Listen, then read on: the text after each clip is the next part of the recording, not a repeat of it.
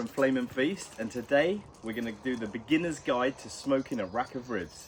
So this is Harley. He is director, cameraman and executive producer. Say hi. Hi. So we're going to light these firelighters. Firelighters lit in the smoke box, and here we have our chimney of charcoal. We're going to pop that over the firelighters and get these set off. So now we just want those charcoals to catch fire. It's going to take a little while. So while those charcoals are getting smoking, let's walk you through the rest of the Oklahoma Joe grill. As you can see, it's a classic offset smoker. The fire is actually to the side, the firebox. Got a nice little log split store. I chopped those up earlier this week. And then in the main grill pan, we have a pan of water. That's so we can keep some moisture in when we smoke these ribs. And then 2 drip trays. And basically, the ribs are going to go on there once we've got that fire going. So, while those charcoals are smoking, we're setting up the grill with a probe. As you can see here, we have a nice digital probe, 24C.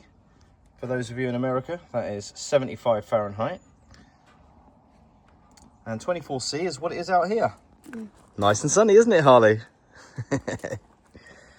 And internally, what we want to get it to is around about 250 Fahrenheit, which is 121 Celsius. So we've got my probe, we'll close the lid, and there's also a probe on the lid. However, at the top of that cast iron lid, it's going to show a lot hotter than it is. That's why we have the probe. So those charcoals are starting to catch, but we want to leave them in the chimney for now. You can see that nice red glow. What we want is them to really sort of burn off and start going white before we empty them into the firebox. Okay, now we're ready to put the charcoals in the firebox. Let's do it. Obviously, I've got my heat-proof gloves on. So, can you zoom in, Harley?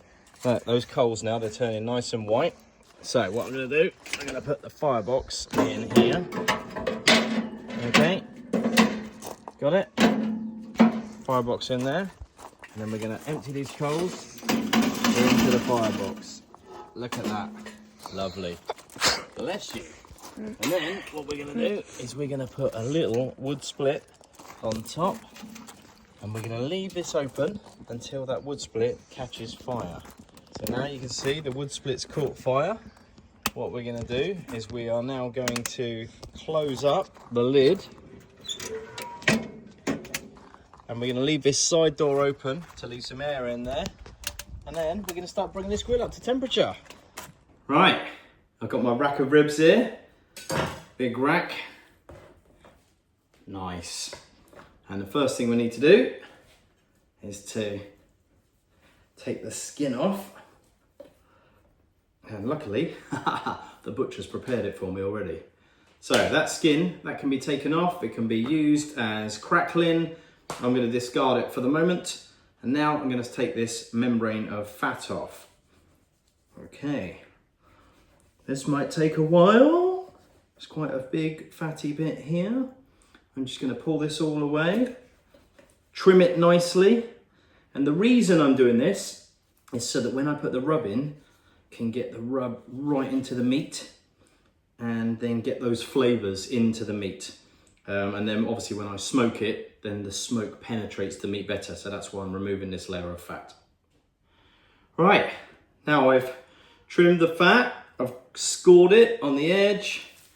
Lovely, the membrane's right rendered down. Obviously there's a very thin layer of fat on there. Still want that to render and be really juicy.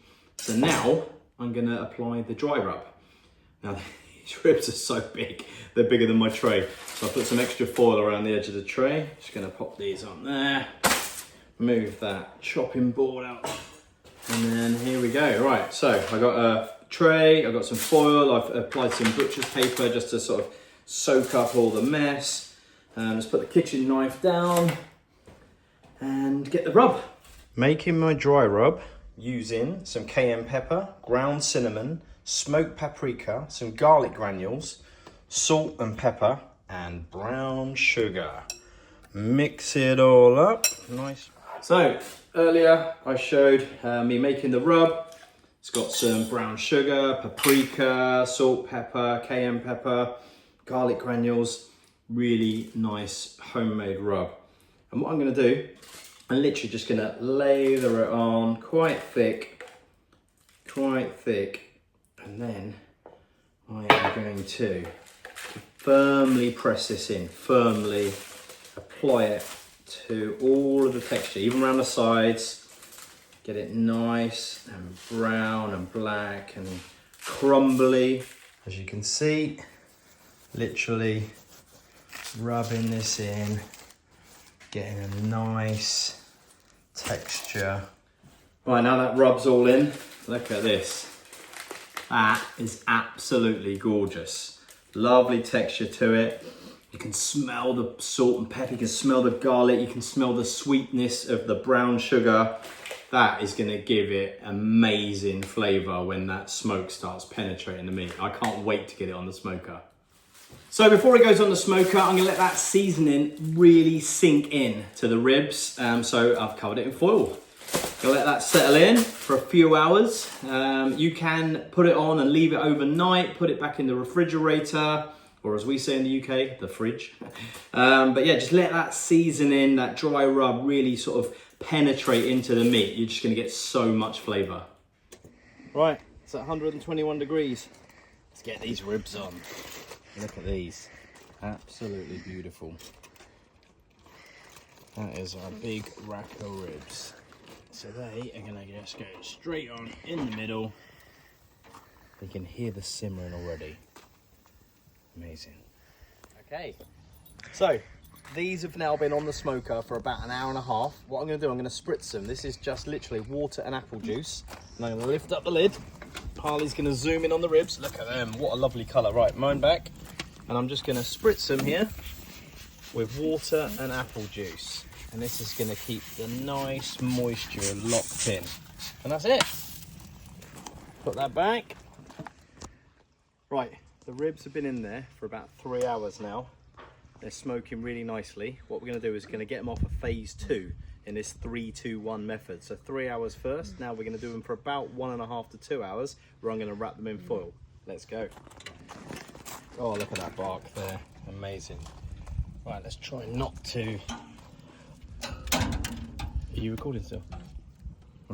Right, so we're gonna get this off and we're gonna put them in the foil. Amazing. So what we're gonna do, we're gonna add some maple syrup and brown sugar. Yeah, let's get this on. Ready? Look at this. Oh, maple syrup. And some brown sugar.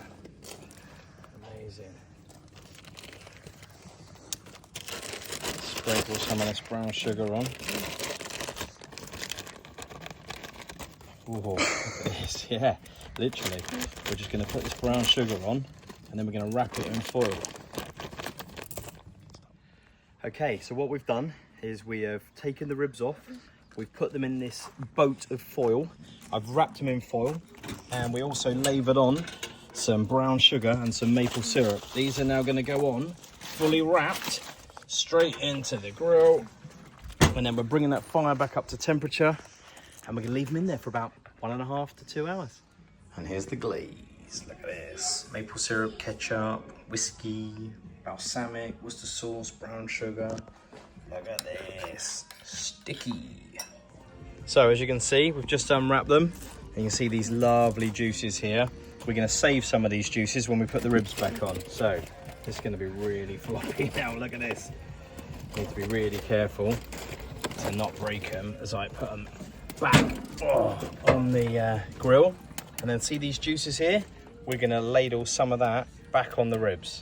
So now we're going to get the glaze and we're literally going to use this brush to mop it over the edge to make these nice sticky ribs. This is the glaze. It's been made up of ketchup, balsamic vinegar, soy sauce, whiskey, maple syrup and brown sugar. So we're just lavering this all over. Make it all nice and sticky. Right, let's get these ribs off the smoker. They're done. Look at that. Oh my goodness, look, so good. Right. Are they supposed to be that black? Yes, they're supposed to be that black. You mean well done? That's on there, on the tray. Amazing. Right, moment of truth. Let's cut these ribs. Look at these.